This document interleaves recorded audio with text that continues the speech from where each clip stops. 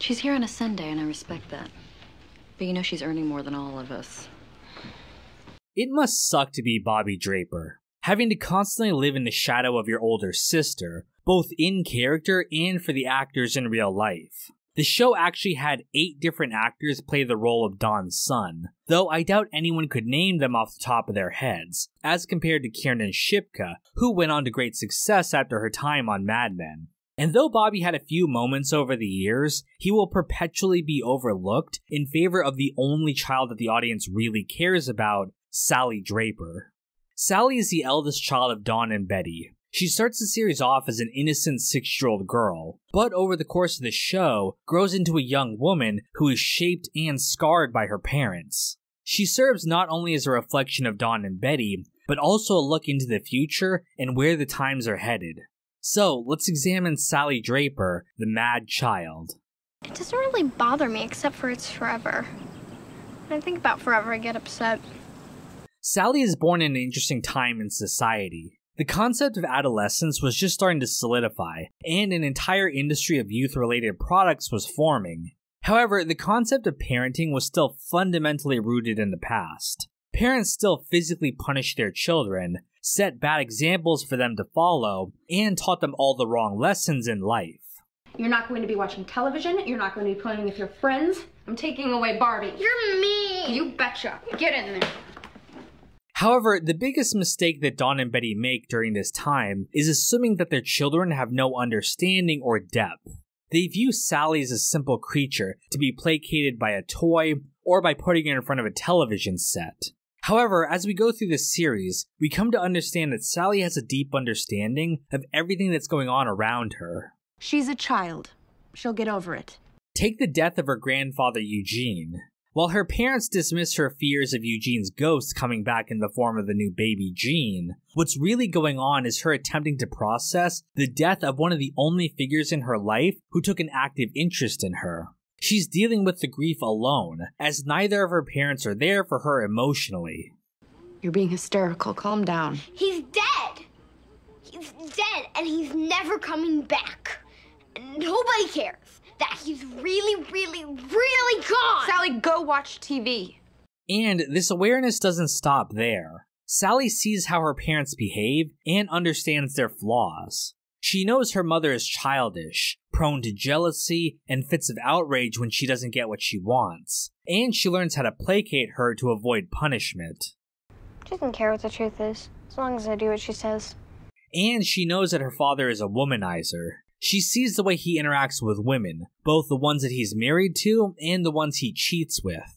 She has to not only deal with the fact that her parents get divorced, but even after accepting her new stepmother, has to see Dawn cheating on her as well. It's not a great example for a male role model to set.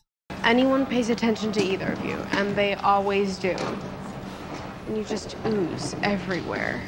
But more than anything, Sally realizes just how little she knows her father. Like everyone else, Dawn presented a facade to Sally about who he was as a father. Loving, strong, and always there for her. But over the years, the cracks began to show, with each bad decision chipping away at their relationship.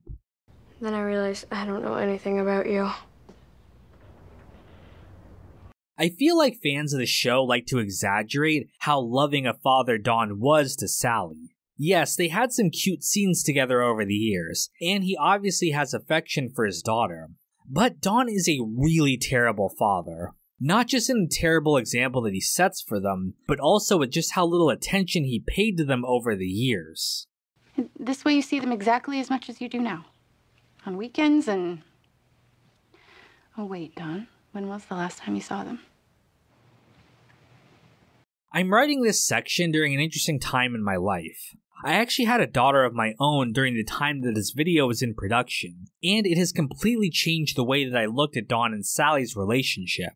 I understand the 60s were a different time, when men were men and all of that, but I just genuinely can't comprehend being that disinterested in your own progeny. You want to love them, but you don't. And the fact that you're faking that feeling Over the course of the show, Sally goes from longing for her mostly absent father to actively resenting him. When she was young, she could forgive her father for missing her birthday when he brings her a new puppy. But by the time she becomes a teenager, she's realized just how little Don was there for her over the years. My father's never given me anything.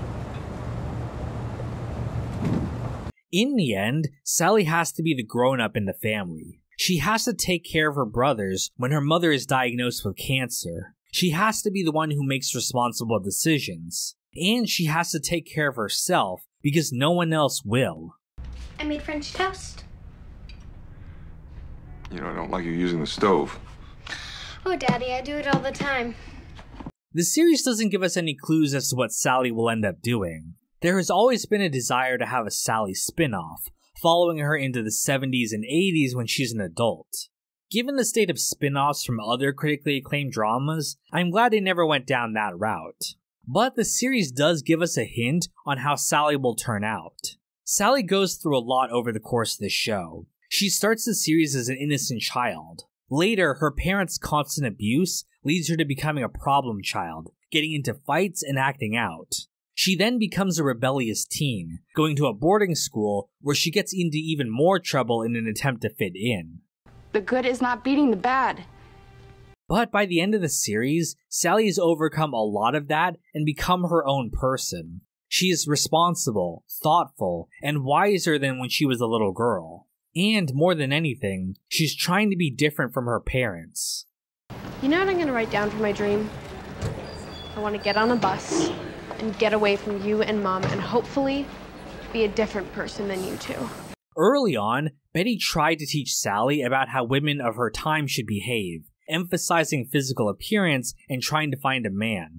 She freaks out whenever Sally has a physical imperfection and tries to instill her antiquated values in her. And you don't kiss boys, boys kiss you. However, Sally sees how unhappy her mother's life turned out, and rejects these worldviews.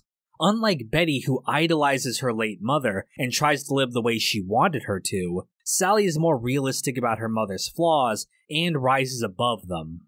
Yeah, I know, because where would Mom be without her perfect nose? She wouldn't find a man like you. She'd be nothing.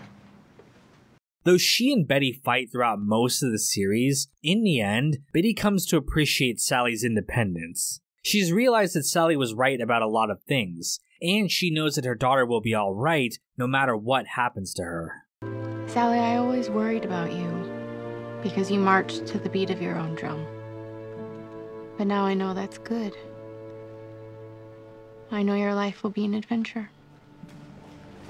Of course, we know that escaping the toxic tendencies of your parents isn't easy, and we know that Sally has already inherited some of her parents' problems. She's got a temper like Betty, and has some of her father's impulse control issues. Not to mention the smoking that she's picked up from the two of them.